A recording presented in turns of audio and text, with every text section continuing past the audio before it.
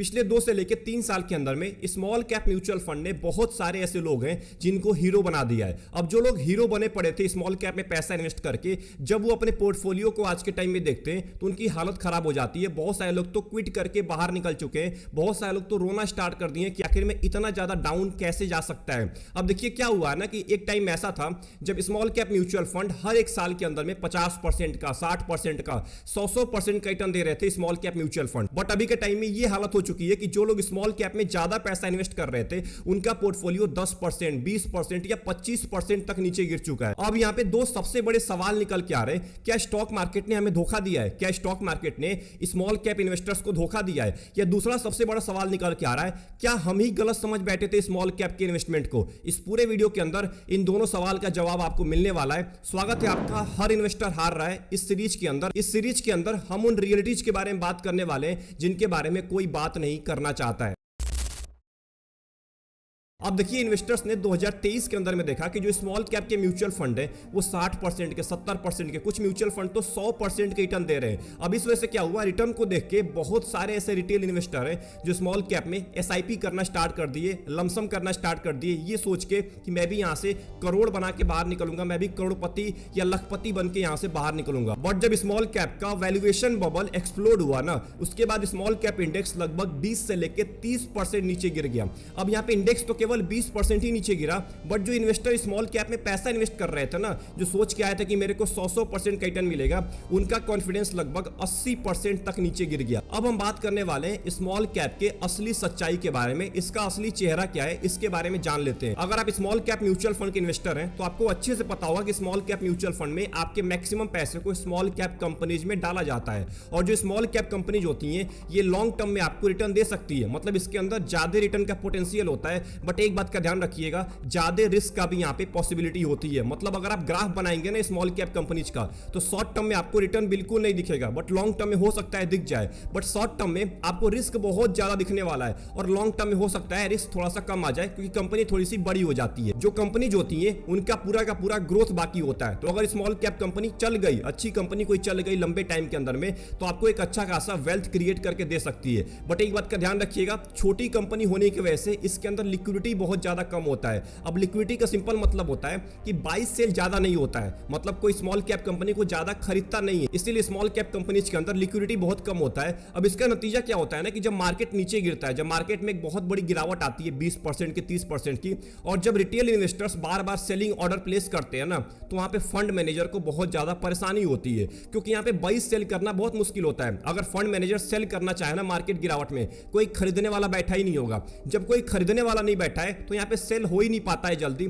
इसलिए small cap mutual fund के अंदर हो सकता है जब मार्केट में गिरावट आए तो आपको पैसे मिलने में, आपके खुद के पैसे मिलने में कुछ दिन का टाइम लग जाए, या 10-15 दिन का या महीने भर का भी टाइम लग सकता है। अब देखिए 2024 के एंड में जो स्मॉल कैप इंडेक्स का पी रेशियो था वो लगभग 35 से भी ज्यादा चला गया था। अब इसका नतीजा क्या हुआ, एक्सट्रीम ओवर वैल्यूएशन, जो कि हमेशा देखने को मिलता है, क्योंकि स्मॉल कैप में छोटी कंपनी होती है, और जब आप एक ही कंपनी को बार बार खरीदेंगे, क्योंकि मैक्सिमम लोग पैसा इन्वेस्ट कर रहे थे ना स्मॉल कैप म्यूचुअल फंड में, अब जब मैक्सिमम लोग स्मॉल कैप म्यूचुअल फंड में ही पैसा इन्वेस्ट कर रहे थे, तो फंड मैनेजर को कुछ क्वालिटी कंपनीज को ही खोजना पड़ता है, उन्हीं के अंदर पैसा इन्वेस्ट करना पड़ता है। फंड मैनेजर किसी भी कंपनी में उठा के पैसा नहीं डाल देगा, उसके पास एक क्वालिटी कंपनीज होती है, छोटी कंपनी। अब जब ज्यादा पैसा आ रहा है तो बेचारे फंड मैनेजर को भी उन्हीं कंपनीज के अंदर बार बार पैसा डालना पड़ रहा था। अब इस वजह से उन कंपनीज का वैल्यूएशन बहुत ज्यादा बढ़ गया था, पी रेशियो बहुत ज्यादा बढ़ गया था, किसी का 200 का पी रेशियो था, 300 का पी रेशियो था।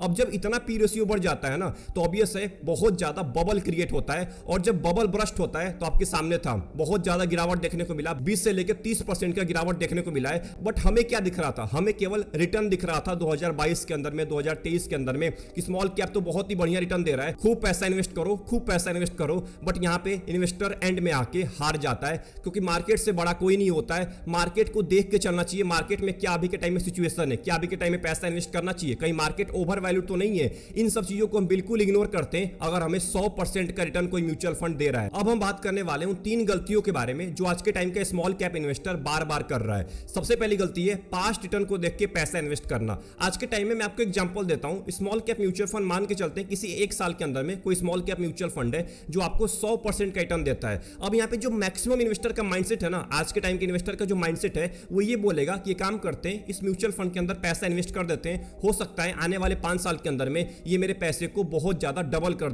दे, ट्रिपल कर दे या 10 गुना भी कर सकता है ये स्मॉल कैप म्यूचुअल फंड। ये काम करते हैं, इसके अंदर पैसा इन्वेस्ट कर देते हैं। यहीं पे आके सबसे बड़ा मिस्टेक होता है, क्योंकि जो ऑलरेडी भाग चुका है, जो ऑलरेडी आपको रिटर्न दे चुका है, उसके अंदर नहीं घुसना चाहिए। ये एक रूल को फॉलो कर लीजिए, जो ऑलरेडी भाग चुका है ना उसके अंदर नहीं घुसना चाहिए। अगर आप उसके अंदर घुसेंगे तो आप पूरा अपने पैसे को रिस्क में झोंक रहे हैं। आपका पैसा हो सकता है सारा का सारा लॉस में चला जाए, क्योंकि आप रिटर्न देख के केवल आए। उस म्यूचुअल फंड के बारे में आपने बिल्कुल नहीं जाना है कि आखिर में वो म्यूचुअल फंड किसके लिए बना हुआ है। आपने केवल क्या देखा है, 100% का रिटर्न, और आप पैसा इन्वेस्ट करना स्टार्ट कर दिए। और जब वहीं पे एक भारी एक्सप्लोड होता है, जब बबल एक्सप्लोड होता है, तो आपकी हालत खराब हो जाती है। दूसरी गलती है रिस्क टॉलरेंस को बिल्कुल ही भूल जाना। अब देखिए स्मॉल कैप म्यूचुअल फंड ना आपको अगर 60-70% का या 100% का आपको रिटर्न दे रहे हैं एक साल के अंदर में, तो हो सकता है किसी साल के अंदर में 40-50% तक भी नीचे गिर जाए। स्मॉल कैप इतना भी नीचे गिर सकते हैं, और जब 40-50% की गिरावट आती है ना तो बड़े बड़ों की हालत खराब हो जाती है, बड़ों का पोर्टफोलियो आधा साफ हो जाता है। तो यहां पे देख के चलना है अपने रिस्क टॉलरेंस को। बहुत सारे लोग अपने रिस्क को देखना ही नहीं चाहते हैं, रिस्क के बारे में बात ही नहीं करना चाहते हैं। आप अभी बैठिए और एक बार जरूर देखिए कि आप कितना रिस्क ले सकते हैं। आपका जो भी गोल है, 10 साल का है, 15 साल का है, 20 साल का है, 30 साल का है,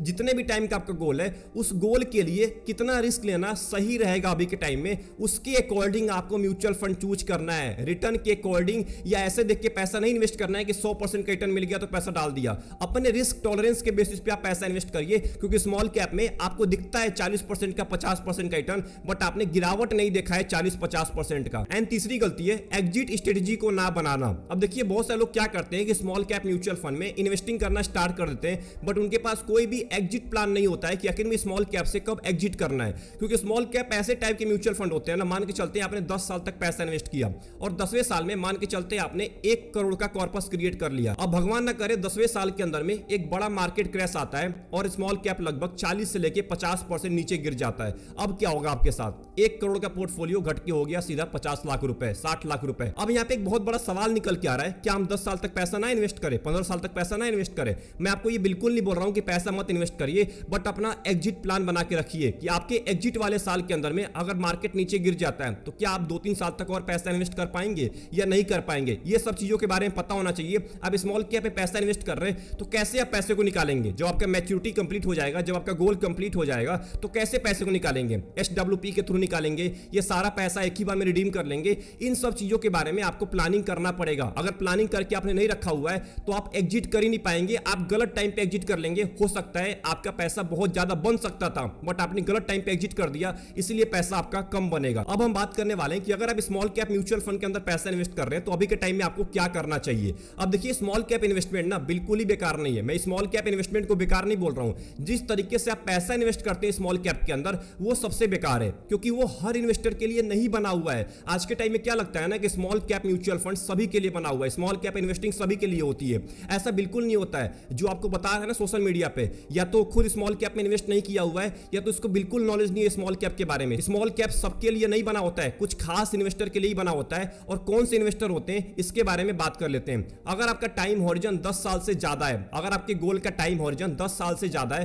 तभी आपको स्मॉल कैप को चूज करना है। अगर 10 साल से कम टाइम का आपका गोल है तो आपको स्मॉल कैप से दूर रहना है। आप फ्लेक्सी कैप में जाइए, मिड कैप में जाइए, आप लार्ज एंड मिड कैप में जाइए, आप बहुत सारे ऐसी कैटेगरी है, मल्टी कैप हो गया, मल्टी एसेट हो गया, आप इनमें जा सकते हैं। बट अगर आपका गोल 10 साल से ज्यादा का है तभी आपको स्मॉल कैप म्यूचुअल फंड को चूज करना है। दूसरा सबसे इंपॉर्टेंट, अगर आप 30 से लेकर 40% का डाउनफॉल झेल सकते हैं तभी आपको स्मॉल कैप म्यूचुअल फंड के अंदर आना है, स्मॉल कैप इन्वेस्टिंग के अंदर आना है। अगर आप 30 से लेकर 40% का डाउनफॉल नहीं झेल पाएंगे तो अब स्मॉल कैप से दूर रहिए, आपके लिए स्मॉल कैप नहीं बना हुआ है। एंड सबसे important, small cap mutual fund में आपको रिटर्न देख के बिल्कुल नहीं आना है। अगर आप रिटर्न देख के सोच रहे हैं ना कि मैं बहुत बड़ा हीरो हूं स्मॉल कैप म्यूचुअल फंड का, तो हो सकता है वही म्यूचुअल फंड आने वाले सालों के अंदर में आपको जीरो बना दे। तो इसको ध्यान देके चलना है, अपने गोल के अकॉर्डिंग स्मॉल कैप को चूज करना है, रिटर्न के बेसिस पे नहीं करना है। रिटर्न अगर म्यूचुअल फंड 20% का भी दे रहा है ना और आपके गोल से मैच कर रहा है तो आप उस म्यूचुअल फंड के अंदर पैसा इन्वेस्ट कर सकते हैं। और कोई म्यूचुअल फंड आपको 100% का रिटर्न दे रहा है और आपके गोल से बिल्कुल मैच नहीं कर रहा है, उसका इन्वेस्टमेंट ऑब्जेक्टिव, उसका रिस्क बिल्कुल नहीं मैच कर रहा है,